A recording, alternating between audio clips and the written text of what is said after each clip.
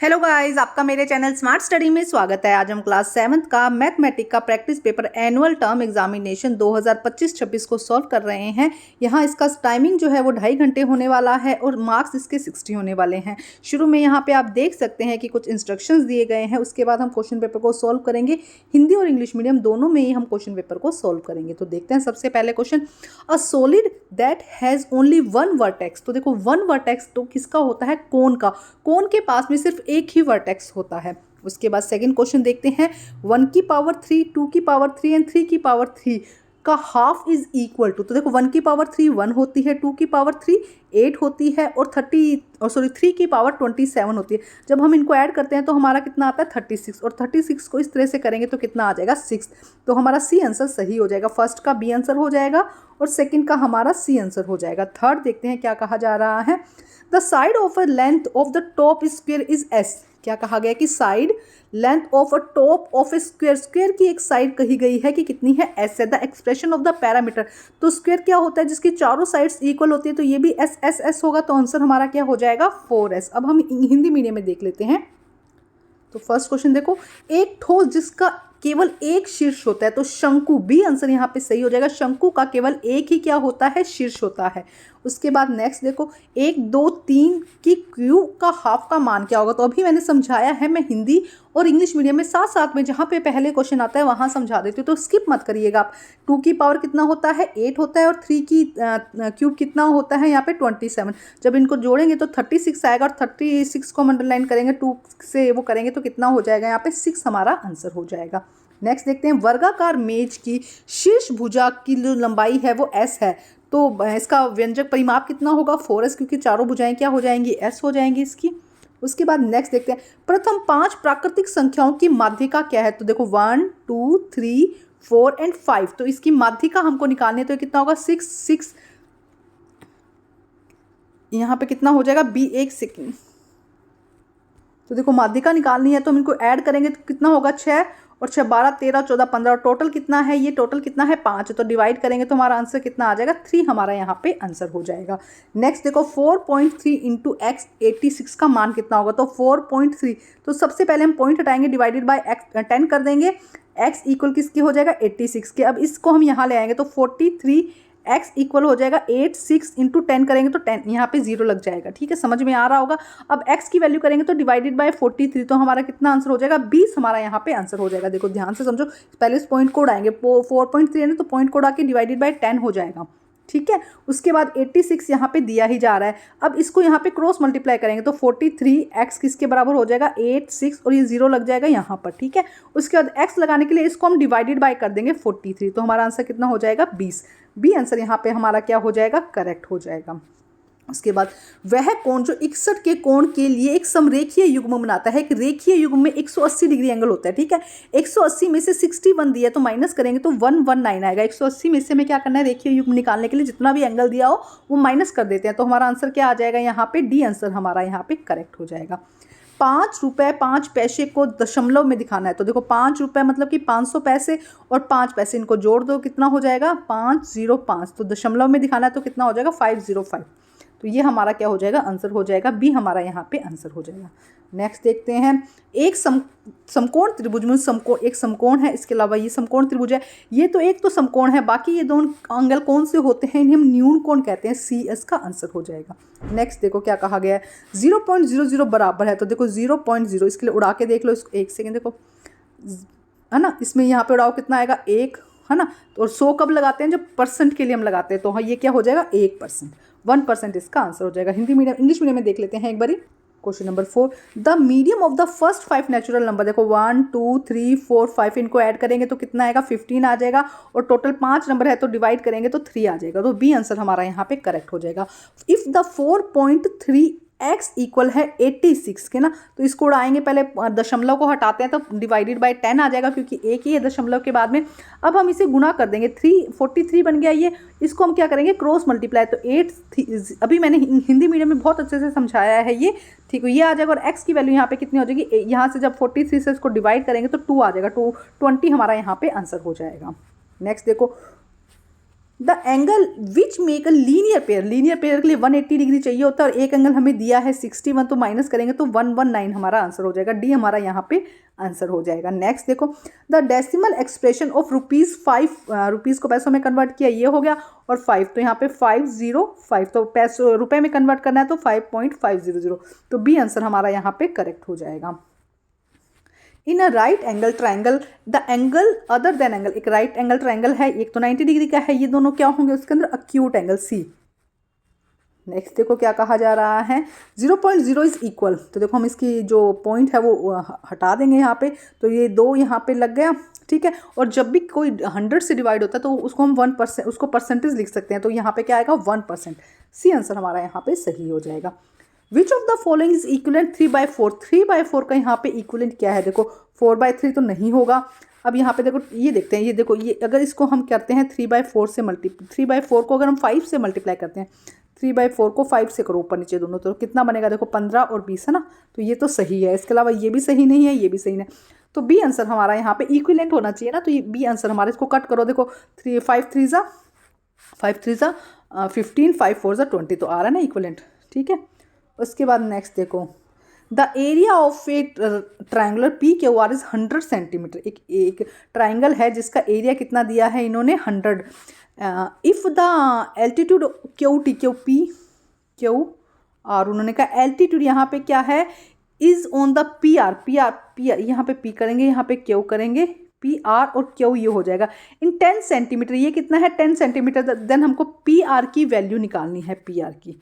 करते हैं इसको सॉल्व, तो देखो किस तरीके से सॉल्व करना है इसको। सबसे पहले देखो ये हमने ये इसका डायग्राम बनाया, हमने क्या किया, पी आर और क्यू यहाँ पे बनाया, और टी इस पे क्या बनाया, एल्टीट्यूड बना दिया। टी मतलब कि हाइट हो गया, टी का मतलब क्या हो गया, हाइट हो गया। और हमें पता है कि जो इसका ट्राइंगल का एरिया का फॉर्मूला क्या होता है, 1/2 इंटू लेंथ इंटू ब्रेथ, है ना, लेंथ भी ब्रेथ, या हम इसकी हाइट कर सकते हैं, लेंथ और ब्रेथ की जगह हम इसकी हाइट कर सकते हैं। तो हमारे पास में हाइट है, ये कितना है 10 सेंटीमीटर है, हमें इसकी लेंथ निकालनी, बेस निकालना है ना, तो बेस के लिए हम ये वाला बेस निकालना है, बेस को हम क्या कर सकते हैं, एक्स मान सकते हैं, और इसका हम क्या कर सकते हैं, फॉर्मूला यूज करेंगे। जब फॉर्मूला यूज करेंगे तो 1/2 इंटू 10 इंटू एक्स इक्वल किसके हो जाएगा, 100 यहाँ पे दिया गया है। अब x की वैल्यू निकालेंगे तो देखो ये 2 यहाँ पे चला जाएगा, और 10 डिवाइडेड बाय आएगा तो 20 इसका आंसर आ जाएगा, इसका आंसर क्या आ जाएगा, 820 आ जाएगा। नेक्स्ट क्वेश्चन देखते हैं, which of the following is as supplementary angle, supplementary angle कितना होता है 180 का, 180 का एक पेयर, उसे हम क्या कहते हैं, सप्लीमेंट्री एंगल। तो यहाँ पर हम देखेंगे तो ये आंसर जो 75 और 105, 75 एंड 105 क्या है, 180 का पेयर बन रहा है, तो सी आंसर यहाँ पे करेक्ट हो जाएगा। हिंदी मीडियम में देखते हैं, अब यहाँ पे देखते हैं कि इसका समतुल्य क्या है, निम्नलिखित का समतुल्य, तो समतुल्य देखो इसको कट करके देखो, ये तो कट भी नहीं रहा, इसका आ रहा है 4/3 आ रहा है, इसका समतुल्य नहीं है, 5 के पहाड़े से काटेंगे, इसको 5 से काटेंगे तो 5 3 15, 5 चौके 20, तो ये इसके समतुल्य आ रहा है, तो बी आंसर यहाँ पे क्या हो जाएगा, करेक्ट हो जाएगा। नेक्स्ट देखो, एक त्रिभुज दिया गया है, ये वाला त्रिभुज दिया गया, अभी मैंने समझाया है, पी आर और क्यू दिया गया, यहाँ पे एक शीर्ष लंब दिया गया है क्यू टी, जो कि क्या है 10 सेंटीमीटर, ठीक है। अब इसका हमें आधार निकालना है, आधार, तो इसका फॉर्मूला क्या आता है, 1/2 इंटू बेस इंटू इसकी हाइट, है ना, ये इसका फॉर्मूला लगा देते हैं त्रिभुज का। इसके किसके इक्वल हो जाएगा, इसका क्षेत्रफल के इक्वल, तो क्षेत्रफल कितना है 100 है, यहाँ पे बेस हमें निकालना, हाइट यहाँ पे कितनी होगी 10 हो गई, तो फॉर्मूले में क्या करेंगे 100 मल्टीप्लाई बाय 2, क्योंकि ये ऊपर चला जाएगा, डिवाइडेड बाय 10 इक्वल हो जाएगा बेस के, तो इस इसको सॉल्व करेंगे तो 20 यहाँ पे हमारा आंसर आ जाएगा, हमारा आंसर यहाँ पे क्या हो जाएगा, ए।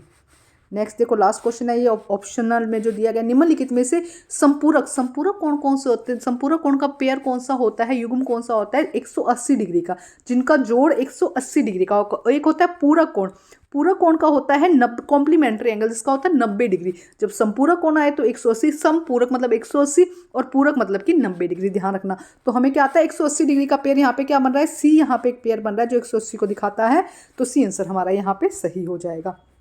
नेक्स्ट क्वेश्चन देखते हैं, एक स्थान P की ऊंचाई से 800 मीटर की दूरी पर है, वह अन्य स्थान Q से समुद्र तल डैश मीटर, तो देखो यहाँ पे मिस्टेक है, यहाँ पे 300 मीटर आ जाएगा, इंग्लिश मीडियम में भी रीड करेंगे, 300 मीटर नीचे, दोनों स्थानों के बीच में अंतर बताइए। तो क्या कहा गया, ये समुद्र स्थल है, इससे एक कोई P बिंदु है वो 800 मीटर ऊंची है, ये वाला P बिंदु, और जो Q बिंदु है वो 300 मीटर नीचे है, ठीक है। तो इन दोनों की दूरी बतानी है, इंग्लिश मीडियम में रीड करते हैं एक बारी।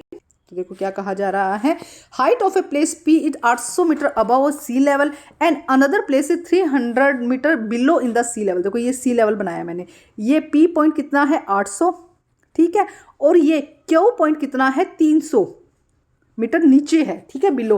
What is the difference between the level of दूस प्लेस, तो इन दोनों को हम जोड़ देंगे। ये 800 किस तरह से करेंगे, 800 प्लस माइनस कितना हो जाएगा 300, ठीक है। तो जब इसको ऐड करेंगे तो कितना हो जाएगा 1100, क्या हो जाएगा इनका डिफरेंस हो जाएगा। किस तरीके से लिखना है दिखा देती हूँ। तो देखो क्या है, ऊपर की ऊंचाई को धनात्मक से और नीचे की गहराई को ऋणात्मक से दिखाते हैं। तो P कितना हो जाएगा प्लस 800, Q कितना हो जाएगा माइनस 300, क्योंकि हमें अंतर निकालना है इसलिए 800 माइनस 300, तो इनको प्लस करेंगे तो 1100 इनका अंतर हो जाएगा। इंग्लिश मीडियम में एक बार देख लेते हैं फिर से हम। The taking height above the level is called positive and below is negative. तो प्लस 800 माइनस 300 इनका अंतर निकालना है, तो 1100 हमारा यहाँ पर आंसर हो जाएगा। अब देखते हैं नेक्स्ट देखो क्या कहा जा रहा है, shade 2.5 of the square of the following box. इस बॉक्स में 2.5 भाग को हमको क्या करना है, शेडिड करना है। हिंदी में देखते हैं, निम्नलिखित वर्गों को 2/5 वर्गों को हमें क्या करना है, इसको छायांकित करना है। तो टोटल काउंट करो, 1 2 3 4 5, मतलब 15 टोटल है।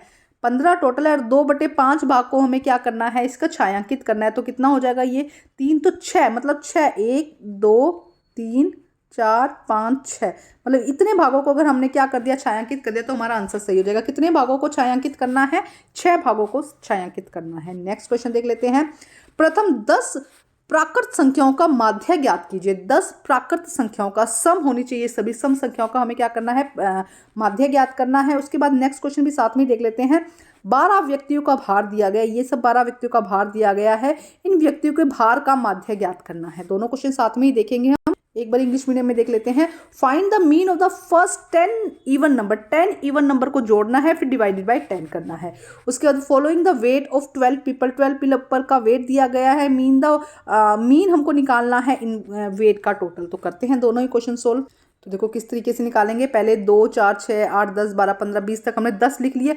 इनको जब सम किया तो 110 आया। डिवाइडेड बाय हमने 10 कर दिया, क्योंकि टोटल नंबर कितने थे, 10 थे ना टोटल नंबर। तो 11 हमारा यहाँ पे क्या हो जाएगा, माध्य हो जाएगा। मीन कैसे हो जाएगा, इन सब नंबर को लेना है और बीच में प्लस लगा दो, चाहे जोड़ना है सबको। जोड़ेंगे तो 110 आएगा, डिवाइडेड बाय 10 इक्वल हो जाएगा 11 के।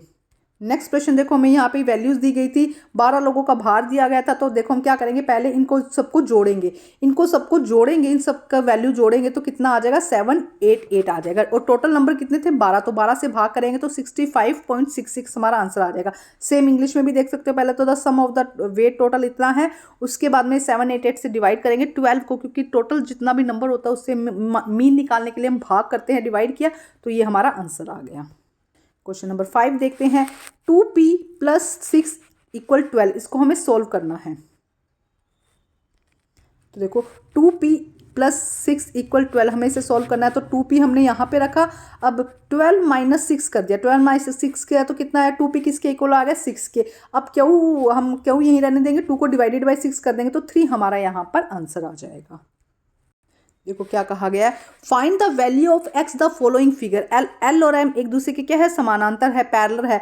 तो ये 110 है, तो एक्स की वैल्यू भी कितनी हो जाएगी, 10, क्योंकि एक दूसरे के कोरस्पॉन्डिंग एंगल है। ठीक है, ये एक दूसरे के क्या है, कोरस्पॉन्डिंग एंगल है, क्योंकि एल और एम क्या है, एक दूसरे के पैरेलल है। और पैरेलल से जब एक लाइन जाती है तो जो एंगल बनते हैं आमने सामने दोनों लाइन्स पर, तो उन्हें हम कोरस्पॉन्डिंग एंगल कहते हैं। तो ये भी 110 हो जाएगा। हिंदी मीडियम में देख लेते हैं। देखो x का मान यहाँ पे ज्ञात करना है। ये दोनों एक दूसरे के समांतर है, यहाँ पे दिया गया और एक लाइन जा रही है। तो x की वैल्यू भी कितनी हो जाएगी, 110 हो जाएगी, क्योंकि ये एक दूसरे के क्या है, संगत कोण है। ये क्या है, यहाँ पर संगत कोण है, इसलिए x का मान भी 110 हो जाएगा। नेक्स्ट क्वेश्चन देखते हैं। यहाँ पे हमें निकालना है निम्नलिखित आकृति में x का मान निकालिए। तो देखो x का मान क्या होता है, यहाँ पे a एंगल b, ये b मान लो और ये c मान लो ना। चलो छोड़ो, हम यहाँ पे कहते हैं जो बाहर एकांतरण, बाहर जो कोण होता है वो अंतः कोणों के योग, त्रिभुज के अंतः कोणों के योग के बराबर होता है। ठीक है, तो x प्लस 50 इक्वल किसके हो जाएगा, 115 के। ठीक है, तो x की वैल्यू यहाँ पे कितनी आ जाएगी, 65। ध्यान से समझो, इन दोनों कोणों का योग इसके बाहर अल्टरनेट है ना, बाहर की तरफ है ना, तो इसके बराबर होता है। तो 50, 115 में से हम 50 माइनस कर देंगे तो 65 हमारा आंसर हो जाएगा। इंग्लिश मीडियम में देख लेते हैं एक बार। देखो क्या है, x की वैल्यू निकालने, तो अभी मैंने समझाया है जो बाहर कोण होता है, त्रिभुज के बाहर का कोण है, उसके अंतः कोणों के योग के बराबर होता है। अंतः कोण के जो एंगल है, इंटीरियर एंगल है, वो आउटीरियर एंगल से क्या होता है, एक्सटीरियर एंगल से क्या होता है, के बराबर होता है। तो हम लिखेंगे यहाँ पे x प्लस 50 इक्वल किसके है, 115 के। तो x की वैल्यू यहाँ पे कितनी आ जाएगी, 65। नेक्स्ट क्वेश्चन देखते हैं। क्वेश्चन नंबर 8 देखते हैं हम यहाँ पर। If Kavita gives an interest 50 rupees in 1 year for 8% rate, 50 rupees का इंटरेस्ट देती है 1 ईयर तक देती है और 8% रेट पर देती है। What is the sum she borrowed, उसने कितना रुपए उधार लिया है उसके बारे में बताना है।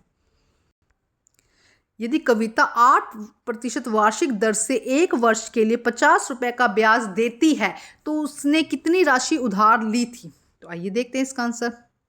तो देखो सरल ब्याज का फॉर्मूला क्या होता है, यहाँ पे हम लिखते हैं सरल ब्याज का फॉर्मूला क्या होता है, पी मूलधन, अगर हिंदी में है तो मूलधन, थोड़ा छोटा लिख के बताती हूँ, मूलधन पी का मतलब क्या है प्रिंसिपल, मूलधन गुना दर गुना समय और डिवाइडेड बाय 100, ये फॉर्मूला होता है। ठीक है, तो सरल ब्याज कितना है 50 पे ब्याज देती है, दर कितनी है 8 है, दर कितनी है 8 है और टाइम कितना है 1 साल है। ठीक है, उसके बाद हम फॉर्मूले में पुट कर देते हैं। देखो फॉर्मूले में पुट करेंगे तो ब्याज, सरल ब्याज यहाँ पे आ गया, पी कितना है अभी हमें निकालना है, प्रिंसिपल कितना है 8, दर है 1, समय है, तो हमारा आंसर क्या आएगा 50 × 8 पी आ जाएगा। तो पी इक्वल किसकी होगा, इसको नीचे ले जाएंगे, देखो इसको कैसे किया ध्यान से देखो, 50 = 8 पे डिवाइडेड बाय 100, तो 50 को मल्टीप्लाई किया 100 से इक्वल किसके आया 8 पी के। अब ये 8 को हम यहाँ से नीचे ले जाएंगे तो पी हमारा बच जाए, सॉरी 8 को हम यहाँ से नीचे ले जाएंगे तो पी हमारा यहाँ पे बच जाएगा, तो हमारा आंसर कितना आ जाएगा 625 रुपये। कितना आ जाएगा 625 रुपये। तो मूलधन हमारा कितना हो जाएगा 625 रुपये। अब इसके अथवा में क्वेश्चन दिया है the strength of A school is 2000, एक स्कूल की स्ट्रेंथ कितना है 2000 है, 40% गर्ल है उसके अंदर, and how many boys are there in the school, school में लड़के कितने हैं। देखो क्या कहा गया, एक विद्यालय में कुल 2000 विद्यार्थी हैं, 40% छात्राएं हैं, तो विद्यालय में छात्र कितने हैं, बॉयज के बारे में यहाँ पर पूछा गया है। तो देखो सबसे पहले लड़कियों का प्रतिशत कितना है 40% है, लड़कियां अगर 40 है तो लड़के, क्योंकि टोटल तो 100 ही होगा ना, तो लड़के 60 हो जाएंगे। देखो लड़कियां अगर 40 है तो लड़के कितने हो जाएंगे 60%। ठीक है, अब 2000 का 60% निकालते हैं, 60 डिवाइडेड बाय 100 और 2000 से करेंगे तो 1200 लड़के आ जाएंगे। सीधा सा बहुत ही आसान क्वेश्चन है, इंग्लिश मीडियम में भी आप देख सकते हो कि अगर परसेंटेज ऑफ गर्ल्स 60 है तो परसेंटेज ऑफ बॉयज 40 है, तो परसेंटेज ऑफ बॉयज कितना हो जाएगा 60%, तो 2000 का 60% निकालेंगे तो 1200 बॉयज हो जाएगा। अब नेक्स्ट क्वेश्चन देखते हैं, प्रश्न नंबर 9। प्रश्न, यदि किसी वर्ग की एक भुजा 18 - x द्वारा दर्शाया जाता है और आसन भुजा को 42 - 13x द्वारा दर्शाया जाता है तो वर्ग की भुजा की लंबाई ज्ञात करो। देखो क्या कहा जा रहा है, if one side of a square is represent 18x - 20 and the adjusting side represented by the 42 - 13x, find the length of the side of square. देखो क्या कहा जा रहा है, ध्यान से समझो, सीधा सा क्वेश्चन है, स्क्वायर है उसकी एक साइड को 18, ये देखो मैंने स्क्वायर बनाया, ये मैंने एक स्क्वायर बनाया, स्क्वायर की चारों जो साइड्स होती है वो हमें पता है इक्वल होती है, चारों भुजाएं इक्वल होती है। उन्होंने कहा एक को हमने 18 - 12 दिखाया, दूसरी को 42 - 13 दिखाया, मतलब ये दोनों इक्वल हैं, ये दोनों इक्वल हैं, पहली कंडीशन तो ये। अब इसके आगे हम सोल्व करते हैं। तो देखो क्या है, पहले तो वर्ग की सभी भुजाएं बराबर है, all side of a square are equal. तो पहला क्या था 18 - 20 है ना, दूसरा क्या था 42 - 13x। तो अब x को एक तरफ ले आते हैं, 18x ये क्योंकि माइनस में इसलिए प्लस हो जाएगा 13x, और ये 42 ये माइनस में ये प्लस हो जाएगा, किसके बराबर हो जाएगा 42 + 20 के। अब इसको जोड़ेंगे तो 31x बनेगा, इसको जोड़ेंगे तो 62। तो x अब यहाँ पे क्या करेंगे 31x, अब यहाँ पे x रखेंगे और 62 डिवाइडेड बाय कितना हो जाएगा 31 के, तो 2। तो x की वैल्यू यहाँ पे कितनी आ जाएगी 2 आ जाएगी, x की वैल्यू यहाँ पे क्या आ जाएगी 2। अब हमें एक इक्वेशन ले लिया हमने, इसमें हमें x की वैल्यू पता चल गई। अब x की वैल्यू पुट कर देते हैं, x × 2 - 20। ठीक है, अब कितना हो जाएगा 36 - 20 कितना आ जाएगा 16। तो एक जो लेंथ है उसको कितना हो जाएगा 16 हो जाएगा। इंग्लिश मीडियम में भी सेम आप देख सकते हो, इसी तरीके का समझाया हुआ है, समझ में आ गया। पहले हमें क्या करना है, दोनों को इक्वल रखना है और x की वैल्यू निकालनी है, और एक जगह x की वैल्यू पुट कर देंगे। उसके बाद हम देखते हैं प्रश्न नंबर 10। टेकिंग x ये लिया -1/6, y को हमने ये लिया और z को हमने ये लिया, तो हमें इसको सोल्व करना है x × y - z। देखो क्या कहा जा रहा है, x × y - z का मान ज्ञात कीजिए यदि x की 1 - 6, y 3/4 और z 7/8 हो। तो देखो हमें क्या करना है, x × y - z, तो x की वैल्यू क्या है 1/6 और y क्या है 3/4 और z क्या है 7/8 माइनस। ठीक है, तो पहले हम इसका एलसीएम लेंगे, तो इसका एलसीएम कितना आ जाएगा 8 आ जाएगा, और ये डबल हो जाएगा 6/7 8 और 1/6 को मल्टीप्लाई करेंगे। ठीक है, अब देखो जब इसको सोल्व करेंगे तो कितना आ जाएगा 1/8 बचेगा, इसको सोल्व करेंगे तो कितना आ जाएगा 1/8। तो अब देखो हमारे पास में क्या आया, ये 1 - एक सेकेंड, ये हमारे पास में क्या है -1/6 इंटू -1/8, तो हमारे पास में 1/48 हो जाएगा और ये आपस में कट जाएंगे, तो 1/48 हमारा यहाँ पर आंसर हो जाएगा। ध्यान से समझ लीजिए, बहुत ही आसान है, ज़्यादा मुश्किल नहीं है, बट थोड़ा समझ में आना चाहिए। आई होप आपको समझ में आ गया होगा। अब प्रश्न नंबर 11 देखते हैं। 21 सेमी त्रिज्या वाली एक वृत्ताकार कार्ड, ये 21 सेंटीमीटर है, इसका वृत्ताकार शीट से 7 सेमी वाले दो त्रिज्या, ये 7 सेमी वाले दो त्रिज्या हैं, और 3 और 1 सेमी वाला एक आयत निकाल दिया जाए। एक हमने एक शीट ली जिसमें से ये वाला पोर्शन हमने कट करके अलग कर दिया।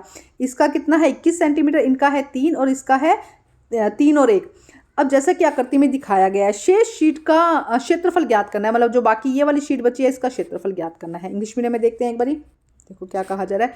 From a circular card sheet the radius is 21, बड़े वाले का 21 है, 2 सर्कल है इसके अंदर, इनका 7 सेंटीमीटर है, एंड एक रेक्टेंगल है जिसकी लेंथ 3 एंड ब्रेथ 1 है। इसको रिमूव कर दिया गया, इस शीट में से क्या किया है, इसको रिमूव कर दिया है। अब जितना भी बचा है, ये वाला जो पोर्शन बचा है, देखो कौन सा वाला पोर्शन बचा है, ये वाला जो पोर्शन बचा है सारा, इसका रिमेनिंग का हमको क्या निकालना है, एरिया निकालना है। तो सबसे पहले देखो बड़ी शीट का हम यहाँ पे क्या करेंगे, हम यहाँ पे करेंगे पाई आर की स्क्वायर। फॉर्मूला क्या होता है एरिया का, पाई आर की स्क्वायर, तो पाई 22/7 लेंगे। और बड़ी शीट का जो बड़ा ये घेरा था इसका है 21 इसकी त्रिज्या है, तो हमने ये क्षेत्रफल निकाला तो कितना है 1386। उसके बाद हटाया गया क्षेत्रफल, हटाया गया क्षेत्र में भी पाई आर की स्क्वायर करेंगे, लेकिन हमने क्या लिया है, पाई आर 7 है, उसकी जो भुजा है वो कितनी है 7 सेंटीमीटर ना, तो हम क्या करेंगे 7 × 7 कर देंगे उसका, ठीक है। एक सेकेंड, तो हमने क्या किया यहाँ पे ये एक छोटा जो गोला है उसका क्षेत्रफल होगा, क्योंकि 2 छोटे गोले इसलिए हमने 2 से मल्टीप्लाई किया, और एक आयत दिया गया था लंबाई इंटू चौड़ाई, तो एक ये हो जाएगा, ठीक है। जब इसको हम सोल्व करेंगे तो कितना आएगा 311, इसको सब सोल्व किया तो 308 आया, और इसको सोल्व किया तो 3 आया, ठीक है। ये देखो इसको सोल्व करेंगे इस तरीके से, उसके बाद 311, ये तो जो निकाले गया भाग है वो हटाया गया भाग, देखो हटाया गया क्षेत्रफल है, और ये पूरी बड़ी शीट का क्षेत्रफल है, तो इसमें से माइनस करेंगे तो 1075 हमारा यहाँ पे क्या हो जाएगा, आंसर हो जाएगा। देखो यहाँ पे आप इजीली देख सकते हैं, इजीली मैंने यहाँ पे समझा दिया है। टोटल एरिया कितना है 1386 जो पहले निकाला था, रिमूव कितना है 311, और आंसर कितना हो जाएगा माइनस करने के बाद में 1075। थोड़ा आंसर है ट्रिकी है बट आसान है, क्वेश्चन ज़्यादा मुश्किल नहीं है। इसके और में एक क्वेश्चन दिया है जिसे रीड करते हैं, उसके बाद में इसको सॉल्व करेंगे। A gardener want to fence a circular garden diameter 21, इसका डायामीटर कितना है 21 है। Find the length of a rope he need to purchase if he make 2 round of a fence, अगर इसको वो 2 बार इस तरह से राउंड लेना चाहता है, तो also find the cost of rope if cost is 4 पर मीटर, अगर उसकी कॉस्ट क्या पड़ रही है 4 पर मीटर पड़ रही है, 4 रुपीज़ पर मीटर पड़ रही है, तो उसका हमें निकालना है। एक माली 21 मीटर व्यास वाले एक वृत्ताकार बगीचे के चारों ओर बाड़ लगाता है। यदि बगीचे के चारों ओर बाड़ 2 चक्कर लगाना चाहता है तो उसे कितनी लंबाई की रस्सी खरीदनी होगी, साथ ही रस्सी की लागत भी ज्ञात कीजिए और उसकी कीमत अगर 4 रुपये प्रति मीटर हो तो। करते हैं तो इसके लिए देखो, इसके लिए हमें सबसे पहले परिधि निकालनी होगी। हमें क्या निकालना होगा, अगर व्यास दिया होता है तो परिधि का फॉर्मूला होता है pi D, pi into diameter into व्यास, ये इसका फॉर्मूला होता है। तो पाई हमारे पास में 22/7 है, हमें पता है, तो हम पहले इसकी परिधि निकालेंगे, सर्कमफ्रेंसेस निकालेंगे, तो कितना आ गया 60, मतलब सर्कमफ्रेंसेस मतलब परिधि, मतलब उसकी देखो क्या कहा गया, ये गार्डन है, देखो समझाती हूँ, ये गार्डन है, इसके बाहर ही तो बाड़ लगानी है ना, इसके बाहर ही बाड़ लगानी है, तो हमें क्या निकालनी होगी, परिधि निकालनी होगी। तो परिधि हमने निकाली, कितना आया 66 मीटर, ठीक है, परिधि कितना आया 66 मीटर। अब वो कह रहे हैं कि 2 राउंड करने हैं, तो एक राउंड के लिए 66 2 से मल्टीप्लाई कर देंगे, 2 राउंड करने तो कितना आ जाएगा 132। तो अब परिधि अब कितना तार हो गए 132 मीटर तार हमको चाहिए लगाने के लिए। अब वो कह रहा है कि 1 मीटर पर लगाने का 4 रुपये खर्चा आ रहा है, तो 132 पर लगाने का कितना, 1 पर लगाने का कितना रुपये खर्चा आ रहा है 4, तो 132 पर लगाने का खर्चा कितना आएगा 132 मल्टीप्लाई बाय 4, तो 528 हमारा इसका आंसर हो जाएगा।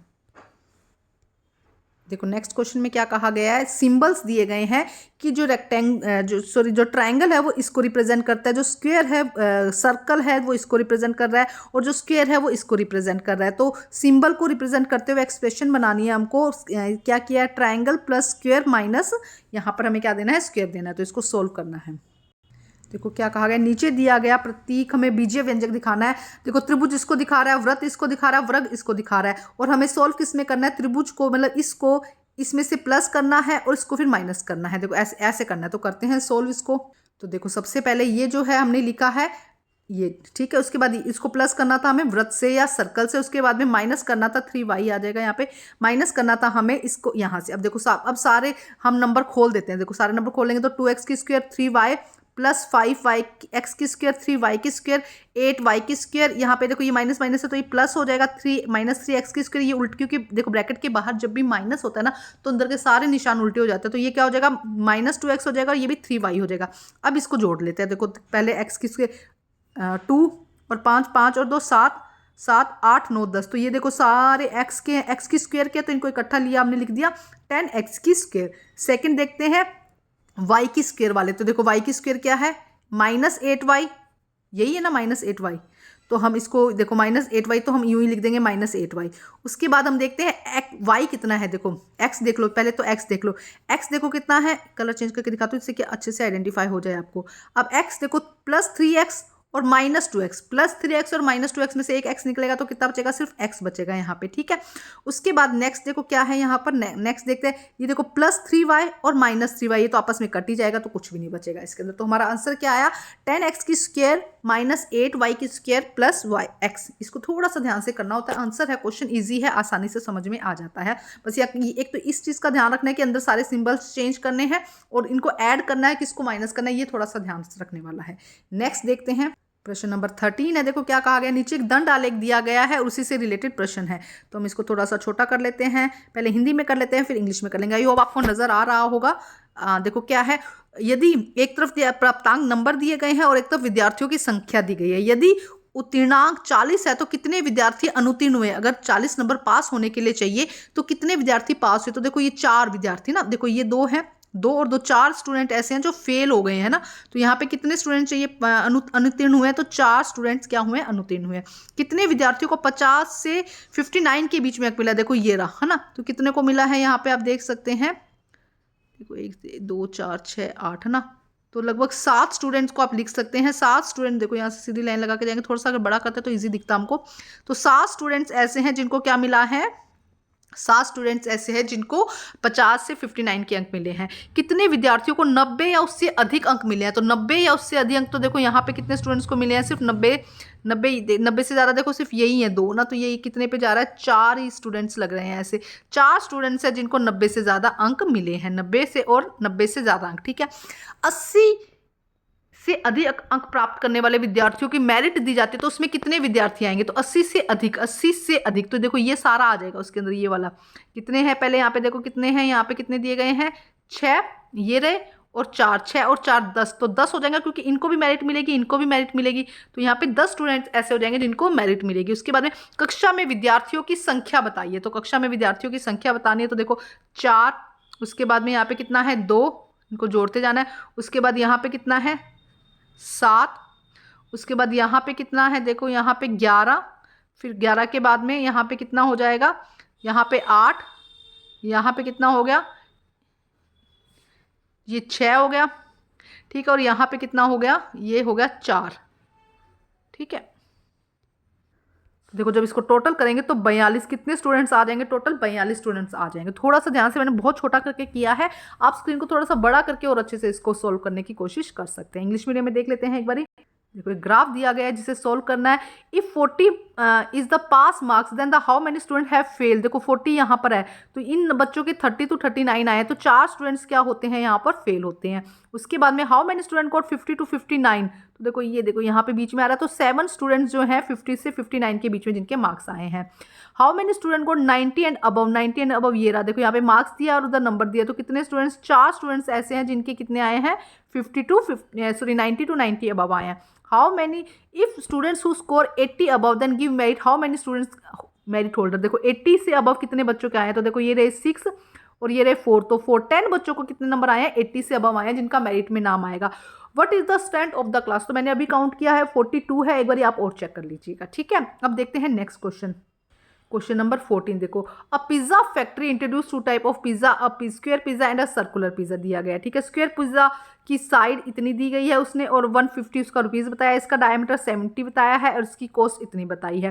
Find the area of the square pizza and find the area of the एक सर्कुलर पिज्जा। सर्कुलर पिज्जा का एरिया बताना है, और जो ये कौन सा है, सर्कुलर और स्क्वेयर पिज्जा का हमको एरिया बताना है। उसके बाद नेक्स्ट देखो क्या कहा गया है, इस पिज्जा ऑफर इज बेटर। तो बेटर डील किसकी होगी, जिसका ज्यादा एरिया होगा वो इसकी बेटर डील हो जाएगी। एक बार हिंदी मीडियम में देख लेते हैं। देखो क्या कहा जा रहा है यहाँ पे, दो पिज्जा आपको, एक वर्गाकार और एक वृत्ताकार पिज्जा नजर आ रहा है। जो वर्गाकार पिज्जा है उसकी भुजा इतनी दी गई है और उसकी कीमत इतनी दी गई है। वृत्ताकार पिज्जा की व्यास इतना दिया गया है और उसकी कीमत इतनी दी गई है। तो हमें दोनों का, वर्गाकार और वृत्ताकार का, हमें क्या निकालना है, पिज्जा का क्षेत्रफल निकालना है। उसके अलावा पूछा गया कि इन दोनों में से कौन सा पिज्जा आपको बेहतर होगा, अपना बताइए। तो देखते हैं इसका आंसर। तो पहला देखो, 45 सेंटीमीटर वर्गाकार पिज्जा का क्षेत्रफल निकालेंगे। तो जो वर्गाकार है तो उसका फॉर्मूला क्या था, साइड इंटू साइड, है ना, भुजा इंटू भुजा करेंगे तो इसका जो क्षेत्रफल है वो कितना आएगा, 2025। सेकंड में हमें वृत्ताकार का निकालना था, 70 सेमी व्यास है। तो पहले हम इसकी त्रिज्या निकालेंगे, हम इसका रेडियस निकालेंगे तो 35 इसका रेडियस आएगा। उसके बाद इसका क्षेत्रफल निकालेंगे तो 3850 आ जाएगा इसका रेडियस। देखो थोड़ा सा ध्यान है, अब ज्यादा क्षेत्रफल किसका है वही हमें ज्यादा फायदा करेगा। तो ये वाला 3850 वाला जो है, यानी कि सर्कुलर पिज्जा ज्यादा हमें फायदा रहेगा, क्योंकि इसका जो क्या है, इसका जो क्षेत्रफल है वो ज्यादा आ रहा है। ठीक है, हिंदी और इंग्लिश मीडियम में दोनों में ही साथ में ही हो गया है। अब प्रश्न नंबर 15 देखते हैं हम क्या कहा जा रहा है। गणित की कक्षा में शिक्षा पे कई बहुभुज बनाए गए, एक त्रिभुज, एक चतुर्भुज, एक पंचभुज और एक षटभुज। उन्होंने विद्यार्थियों से कहा कि वे ध्यान से देकर पता लगाए कि प्रत्येक भुज में कितने विकर्ण हो सकते हैं। उनकी मदद के लिए उन्होंने सूत्र दिया 1/2 इंटू एन की स्क्वायर माइनस 3n। ओके, उन्होंने बताया n यहाँ पे भुजाओं की संख्याएं हैं। तो सबसे पहले क्वेश्चन देखते हैं, बहुत ही आसान है कुछ क्वेश्चन। तो इसके अंदर एक पंचभुज में कितनी भुजाएं होती है, पंचभुज में 5 भुजाएं होती हैं। एक षटभुज में कितनी भुजाएं होती है, एक षटभुज में 6 भुजाएं होती है। ठीक है, अब उपयुक्त सूत्र का प्रयोग करके हमें पंचभुज के विकर्णों की संख्या निकालनी है। तो पहले हम एक बार फॉर्मूला यहाँ यहीं कर लेते हैं, क्वेश्चन फॉर्मूला लिख देते हैं हम। यहाँ पे क्या है फॉर्मूला, 1/2 n की स्क्वायर माइनस 3n। ठीक है, ये फॉर्मूला है।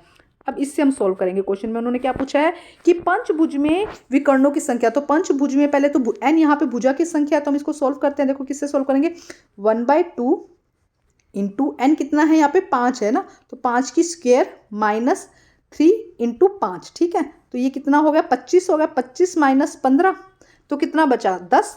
तो 1/2 इंटू 10 यहाँ पे क्या आ जाएगा, 5। तो कितने विकर्णों की संख्या है, 5। समझ में आया, मैंने फॉर्मूले में बस 5 लगा दिया। एक बार देखो तो दोबारा फिर समझा देती हूँ। यहाँ पे दोबारा देखो क्या समझ में आएगा, समझ में आना जरूरी है। मैंने क्या किया है, यहाँ पे मैंने n की जगह मैंने 5 लगा दिया, तो 5 की स्क्वायर कर दिया। ठीक है, उसके बाद मैंने 3 यूं ही रहने दिया और n की जगह फिर 5 लगा दिया। ठीक है, अब 5 की अगर हम स्क्वायर करते हैं तो 25 हो जाएगा। ठीक है, 25 और इसको मल्टीप्लाई करेंगे तो 15 आ जाएगा। ठीक है, ये ब्रैकेट के अंदर चला, तो ब्रैकेट के अंदर हमारे पास में क्या आ गया, 10 और बाहर 1/2 था ही, तो ये कितना आ जाएगा, इसके आंसर कितना हो जाएगा, 5।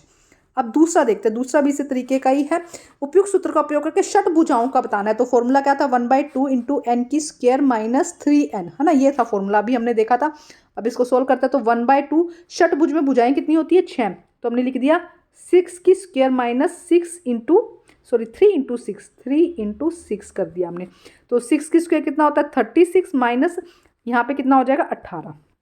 ठीक है, 36 में 18 गए तो कितना बचता है, 18 ही बचता है। ठीक है, तो 1/2 यहाँ पे कितना आ जाएगा, 9। तो विकर्ण कितने बनेंगे, यहाँ पे 9, यहाँ पे 5 बनेंगे। ठीक है, इंग्लिश मीडियम में देख लेते हैं एक बारी। देखो, during the mathematical class teacher drew several polygonal of the board, triangle, quadrilateral, pentagonal, hexagonal. She take formula poly यहाँ पे लगाया है उसने, और ये एक डायगोनल निकालने के लिए एक फॉर्मूला बताया है। अब कुछ क्वेश्चन आसान से हैं, पहले उनको रीड करते हैं, उसके बाद में सॉल्व करेंगे। How many side there in pentagon, pentagon में कितनी साइड होती है, 5 साइड होती है। हेक्सागन में कितनी साइड होती है, 6 साइड होती है। अब उस फॉर्मूले का यूज करके हमें बताना है कि पेंटागन में कितने डायगोनल होते हैं। तो फॉर्मूला क्या था, 1/2 इंटू एन की स्क्वायर माइनस, थोड़ा सा देखो, एन की स्क्वायर माइनस 3n, है ना। तो एन की स्क्वायर, पेंटागन में कितनी भुजाएं होती है, कितनी साइड्स होती है, 5 होते हैं। तो 5 की स्क्वायर माइनस 3 इंटू 5। ठीक है, तो ये कितना, और 25 माइनस 15, बार बार में देखो एक ही चीज़ समझानी पड़ती है। तो यहाँ पे कितना आया, 10 मल्टीप्लाई बाय 1/2, तो यहाँ पे कितने डायगोनल हो जाएंगे, 5 हो जाएंगे। दूसरे क्वेश्चन में देखते हैं, हमें हेक्सागन में बताना है। तो फॉर्मूला वही रहेगा, 1/2 एन की स्क्वायर माइनस 3n, है ना। तो n यहाँ पे क्या हो जाएगा, 6 हो जाएगा। तो 1/2 इंटू 6 की स्क्वायर माइनस 3 इंटू 6, है ना। तो ये 36 आएगा, ये 18 आएगा, माइनस करेंगे तो 18 ही आएगा। 1/2 मल्टीप्लाई, तो ये कितना हो जाएगा, 9। तो इसका आंसर कितना हो जाएगा, 9 हो जाएगा। आपको मेरे चैनल पर सभी सब्जेक्ट के सैम्पल पेपर मिल जाएंगे, आप अच्छे से वहाँ से तैयारी कर सकते हैं। उसके बाद हमारा लास्ट क्वेश्चन आता है यहाँ पे, सर्दियों की सुबह शिमला में एक दिन इस प्रकार तापमान बदला कि यहाँ पे हमें दिखाता हूँ। हमें इसके लिए स्क्रीन थोड़ी छोटी करनी पड़ेगी जिससे कि एक में ही सारे क्वेश्चन आ जाए और सॉल्व कर सके हम। देखो क्या कहा जा रहा है, यहाँ पे टाइमिंग दिया है इतने से इतने बजे तक, ऐसा टाइमिंग है। सुबह 6 से 9 बजे तक के तापमान में परिवर्तन को धनात्मक या ऋणात्मक पूर्णांक का उपयोग करके दर्शाइए। तो देखो 3 वृद्धि हुई है, जब भी कोई चीज़ बढ़ती है तो हम प्लस में दिखाते हैं, तो +3 डिग्री सेल्सियस करेंगे। दोपहर 3 बजे से शाम 6 बजे, ये देखो ये वाला है ना, इसमें गिरावट आई है तो हम क्या करेंगे -3 डिग्री सेल्सियस। ये तो आसान है। यदि सुबह 6 बजे का तापमान 2 डिग्री होता है, यहाँ पे सुबह 6 बजे का तापमान 2 डिग्री होता तो 9 बजे का तापमान क्या होता, क्योंकि 3 की वृद्धि हुई है ना, तो क्या होता +5 डिग्री सेल्सियस, है ना। ठीक है, उसके बाद देखो क्या कहा गया, यदि दोपहर का तापमान, दोपहर 3 बजे का, यहीं से निकालो, तापमान 5 होता, इसका तापमान कितना है 5 होता, तो 6 की गिरावट आती, प्लस का कितना होता 5 होता और -6 की गिरावट आती तो -1 डिग्री, टेम्परेचर कितना हो जाता -1 डिग्री। देखो कितना आसान है, बस नंबर लेने वाले बन जाओ आप इसमें ना। अभी वैसे मैंने हिंदी मीडियम में समझा दिया है 16 क्वेश्चन, लेकिन एक बार फिर इंग्लिश मीडियम में देख लेते हैं। स्क्रीन थोड़ी छोटी करनी पड़ेगी, जिससे कि स्क्रीन का मतलब है कि हमें ये पिक्चर थोड़ी छोटी करनी पड़ेगी। अभी सभी आंसर थे, मैंने ऐसे ही हटाया। देखो क्या कहा गया है, यहाँ पे टाइमिंग दी गई, इतने इतने बजे तक टाइमिंग था। Represent the temperature change 6 to 9, सुबह जो है देखो 6, यहाँ पे 9 में टेम्परेचर राइज हो रहा है, बढ़ रहा है। जब भी कोई चीज़ बढ़ती है तो हम उसे पॉजिटिव में दिखाते हैं, तो +3 degree Celsius. Represent the time change from 3 to 6 PM, इसमें देखो टाइम क्या रहा है, फॉल हो रहा है, नीचे गिर रहा है, तो गिरने माइनस हो रहा है, इसका मतलब माइनस हम कर देंगे 6 डिग्री सेल्सियस। ठीक है, उसके बाद देखो if the temperature 6 AM is 2 degree, अगर 6 बजे टाइम कितना हो, 6 बजे जो टेम्परेचर है वह 2 डिग्री सेल्सियस होता, तो फाइंड द 9 कितना 3 बढ़ जाता, तो +3 कर देते, कितना हो जाएगा +5 डिग्री सेल्सियस। नेक्स्ट देखो if the temperature is 3 PM, यहाँ पर टाइम कितना था 5 डिग्री, यहाँ पर टाइम होता 5 डिग्री प्लस होता और 6 डिग्री फॉल हो जाता, गिर जाता 6 डिग्री, तो कितना हो जाता -1, तो हम लिखते हैं -1 डिग्री सेल्सियस। तो राइटिंग में थोड़ी दिक्कत हुई होगी, लेकिन हाँ यही क्वेश्चन सॉल्व कर लिए। तो थैंक यू गाइज, अपने फ्रेंड्स में ज़रूर शेयर कर दीजिएगा जिससे कि उनको भी थोड़ी हेल्प मिल सके। Thank you.